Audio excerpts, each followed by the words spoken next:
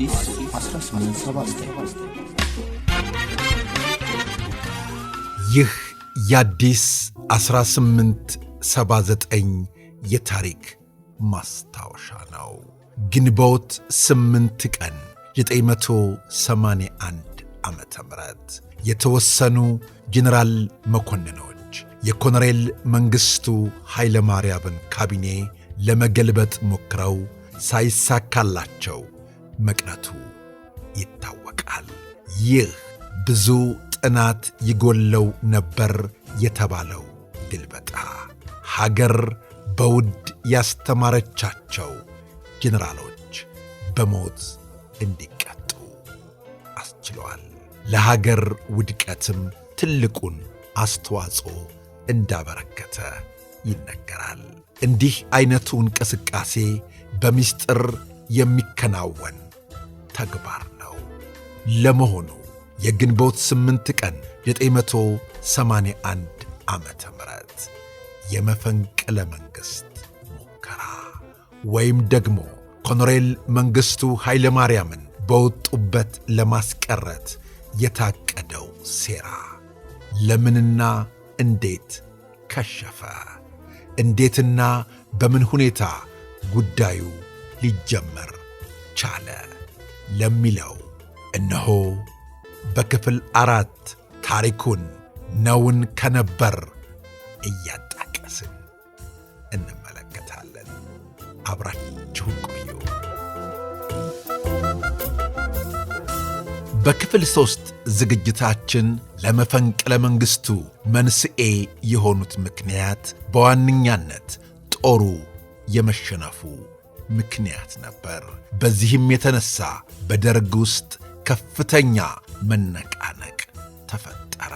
ሁሉም ወደ የግሉ መሮጥ ቀጠለ። ዳር ድንበር መጠበቅ የሚለው ተረሳ። ወታደሩ መሳሪያውን መሸከም አቃተው። በቃይ ብሎ ተስፋ መቁረጥ ጀመረ። ይህም ለመፈንቅለ መንግሥቱ ትልቁን አስተዋጽኦ አበረከተ። ከዚያስ ምን ሆነ ካላችሁ እነሆ በክፍል 4 ዝግጅታችን ቀጣዩን ታሪክ ይዘን መጥተናል። አብራችሁን ቆዩ። በወቅቱ ለጓድ መንግሥቱ ኃይለ ማርያም ውድቀት ሌላው ማረጋገጫ የነበረው ደግሞ የሰራዊት ቁጥር ከጊዜ ወደ ጊዜ እየጨመረ መሄድ ነበር። የሰራዊቱ ቁጥር መብዛት ደርግን ይበልጥ ያጠናክረዋል እንጂ እንዴት ለውድቀት ያበቃዋል ሊባል ይችል ይሆናል። ይሁን እንጂ በተለይ በጦርነቱ አፍላ ወቅት የጦር መኮንኖች አመላመልና ስልጠና እንዲሁም የተዋጊው ሰራዊት ምልመላና ስልጠና በተለይ ደግሞ ለተዋጊነት ይመለመሉ የነበሩት እነማን እንደነበሩ ማወቅ ከተቻለ በአጠቃላይም የሰራዊቱ ቁጥር መብዛት ደርግን ያጠናከረ ሳይሆን እንዲያውም በተቃራኒው ለውድቀት ያመቻቸውና ህልፈቱን ያቀረበ መሆኑን ለመረዳት አስቸጋሪ አይሆንብንም። በወቅቱ ስለነበረው የሰራዊት ምልመላም ሆነ ስልጠና አንዳንድ ነጥቦችን ለመጥቀስ ያህል በሰራዊቱ ምልመላ ወቅት ለአንድ ቀበሌ ገበሬ ማኅበር ወይም ከነማ ይህን ያህል የሰው ኃይል አዘጋጅተህ እንድትልክ የሚል ትዕዛዝ ይደርሰዋል። ትዕዛዙ የደረሰው ባለሥልጣን ለመኖር ከፈለገ ትዕዛዙን ተግባራዊ ማድረግ ስላለበት በቅድሚያ የድሃውን ልጅ በአፈሙዝ ኃይል እንዲሰበሰብ ያደርጋል። የተመደበለት ቁጥር እስኪሞላለት ድረስ በክልሉ ያገኘውን በረንዳ ዳሪ፣ ቦዘኔ፣ ለውትድርና ብቁ ያልሆነ በሽተኛና በዕድሜ የገፉ አዛውንት እያግበሰበሰ በመሰብሰብ የተመደበለትን ቁጥር አሟልቶ ወደሚመለከተው ይልካል። ይኸው ምስቅልቅሎ የወጣ የሰው ስብስብ ከማሰልጠኛ ሲደርስ ጥራት ላይ ለማተኮር ጊዜ ስለማይኖር አሰልጣኙ የቀረበውን ሁሉ ተቀብሎ የሥልጠና ቸብ በመስጠት ወደ ጦር ግንባር እንዲልክ ይገደዳል። በሥልጠናው ወቅት ያለው ችግር ባይነሳ ይሻላል። በተለይ የማሰልጠኛው ቋንቋ አማርኛ ሲሆን ሰልጣኙ ደግሞ የተሰበሰበው ከየብሔረሰቡና ከየጎሳው ነው። ወደ ግራ ዞር ሲሉት ወደ ቀኝ፣ ወደ ቀኝ ሲሉት ወደ ግራ የሚዞር፣ ተኛ ሲሉት ቆሞ የሚቀር ብዙ ነው። ይህ ሁሉ የተባለው ለማለት ለተፈለገ ሳይሆን በተግባር የታየ ሐቅ ነው። የ60 ዓመት አዛውንት ሳይቀሩ ለውትድርና ተመልምለዋል። የሰራዊቱን የሥልጠና ጊዜ በተመለከተ ደግሞ የመኮንኖቹ ከዓመታት ወደ ወራት፣ የወታደሮቹ ደግሞ ከወራት ወደ ሳምንታት ዝቅ ያለበት ወቅት ነበር። አንድ የጦር መሪ መኮንን በ3 ወር ግፋ ሲል ደግሞ በ6 ወር ሥልጠና ኮከብ ጭኗል። ወታደሩ በ2 ሳምንት ሥልጠና ወደ ውጊያ ተሰማርቷል። አንድ የወታደር መለዮ የሚለብስ ሰው በዚህ የሥልጠና ጊዜ ውስጥ ሰልፉን፣ የጦር ታክቲኩን፣ የመሳሪያ መፍታት መግጠሙን ሁሉ ትተን ኢላማ ሊያነጣጥር ቀርቶ ምላጭ መሳም መቻሉ አጠራጣሪ ነው። ከመሳሪያው ጋር ለመተዋወቅ እንኳ ምን ጊዜ አለውና። በመጨረሻዎቹ የደርግ አገዛዝ ዘመናት በተለይ ከሽሬው ጦርነት ወዲህ የደርግ ሰራዊት በብዛት በተቃዋሚው ኃይል እጅ እየወደቀ ምርኮ በሽበሽ ሆነ። በአንድ ውጊያ ብቻ የሚማረከው የደርግ ሰራዊት በሺዎች ተቆጠረ። ደርግ በይድረስ ይድረስ ሥልጠና 20 ሺህ ቢያዘምት ከግማሽ ያላነሰው በተቃዋሚው እየተማረከ በቀላሉ ገቢ ይሆን ገባ።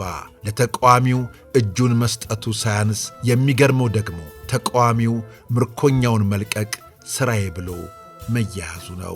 በዚህም የተነሳ በየጊዜው ከሚያዘምተው ያላነሰ የወገን ምርኮኛ ሳይውል ሳያድር እየተመለሰ በመምጣቱ መንግሥት ለሌላ ተጨማሪ ወጪ እንዲዳረግ ተገደደ። መንግሥት በአንድ በኩል ጦር ወደ ግንባር ይልካል፣ በሌላ በኩል ደግሞ ከምርኮ የሚመልሰውን ይቀበላል። ግራ የገባው ነገር ሆነ። በአንድ ወቅት ናዝሬት ይገኝ በነበረው የምርኮኞች ማስተናገጃ ውስጥ ብቻ መንግሥት 20 ሺህ ከምርኮ ተመላሽ ሰራዊት ተቀብሎ እንዲያስተናግድ ተገደዋል። ይህ በታጠቅ ጦር ሰፈር ከተስተናገዱት ውጭ ነው። የመንግሥት መስተንግዶ ዓላማ ሰራዊቱ ተመልሶ እንዲዋጋ የአካልና የአእምሮ ንቃት በመስጠት ማዘጋጀት ነበር። ይህም አላዋጣም። በድጋሚ እንዲዘምት የተደረገው ከምርኮ ተመላሽ ሰራዊት ወር ባልሞላ ጊዜ ውስጥ ለሁለተኛ ጊዜ ተመልሶ መጣ። መጀመሪያም ሆነ ዳግም እንዲዘምት ሲደረግ ከነሙሉ ትጥቁ ነው።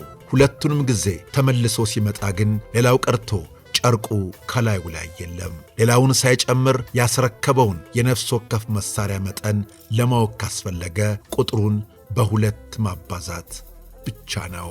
በዚህም የተነሳ መንግሥት ችግር ውስጥ በመግባቱ የደህንነቱ ክፍል የመፍትሄ ሐሳብ እንዲያቀርብ ታዘዘ። የደህንነት መሥሪያ ቤቱ የጦር ሊቃውንት ያሉት ወይም ደግሞ ጠንቋይ ይቀልብ ይመስል ወይም መቼም በደህንነቱ ላይ የማይጣል የችግር አይነት አልነበረምና መርካቶ ገበያ ላይ ሽንኩርትና ጨው በተወደደ ቁጥር ሳይቀር የደህንነቱ ክፍል ምክንያቱን እንዲያጠና የታዘዘበት ወቅት ጥቂት አልነበረም።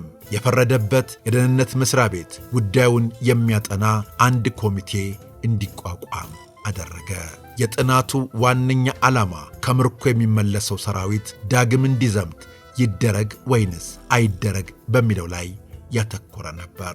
ኮሚቴው በኩሉ ወደ ግንባር እንዲዘምት ከሚገደደው ተመልሶ ከሚመጣውና ከሕዝቡ የሚሰበሰበውን እንዲሁም ከሌላ የሚያገኘውን መረጃ መሠረት ማድረግ ጥናት አካሂዶ ዘገባውን አቀረበ።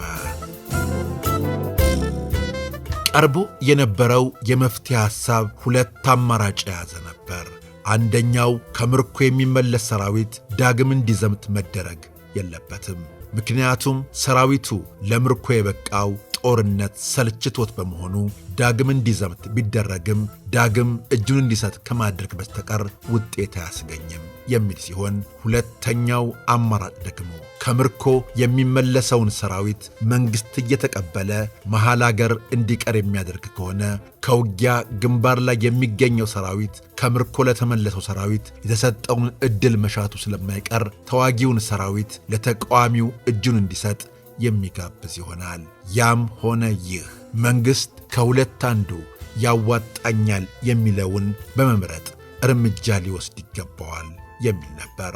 ጥናቱ ለጦር ጄኔራሎች ቀርቦ ከተወያዩበት በኋላ ምርኮኛው የፈለገውን ያህል ጊዜ ደጋግሞ ለተቃዋሚው እጁን ይስጥ እንጂ ተቀብለን መሃል አገር እንዲቀር አናደርግም፣ ባይሆን ዳግም በሚዘምትበት ወቅት በታዋቂ ክፍለ ጦሮች ውስጥ በመሰግሰግ እንዲዋጋ ይገደዳል በማለት በመወሰናቸው እንዲዘምት ተደረገ። ምንም እንኳ ሰውና እንስሳ አንድ ነው ለማለት ባይሆንም ፈረስን ውሃ ጠማ ብሎ ከወንዝ ያደርሱታል እንጂ ውሃውን እንዲጠጣ ማስገደድ ግን እንደማይቻል የጦር መሪዎቹ አልተገነዘቡም።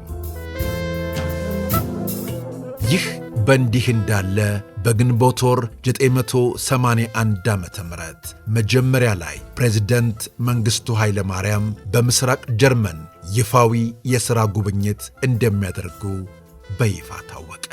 ስለዚህ የመፈንቅለ መንግሥቱ ጊዜ ከዚያ ማለፍ እንደሌለበት ከሁሉም ይበልጥ ጀነራል ፋንታ አመኑበት። ስለ ወቅቱ አመችነት ከጀነራል አበራ ጋር ሲወያዩ ጀነራል አበራ አሁን ወቅቱ አይደለም፣ ነገሮች ሁሉ ገና ጣይ ናቸው፣ ሁኔታዎች ሙሉ በሙሉ እስከሚመቻቹ መጠበቅ አለብን በማለት ተቃውመው ነበር። ጀነራል ፋንታ ግን ወቅቱ ከዚያ በላይ ማለፍ እንደሌለበት ጠንካራ አቋም በመውሰዳቸው መፈንቅለ መንግሥቱ እንዲካሄድ ተወሰነ።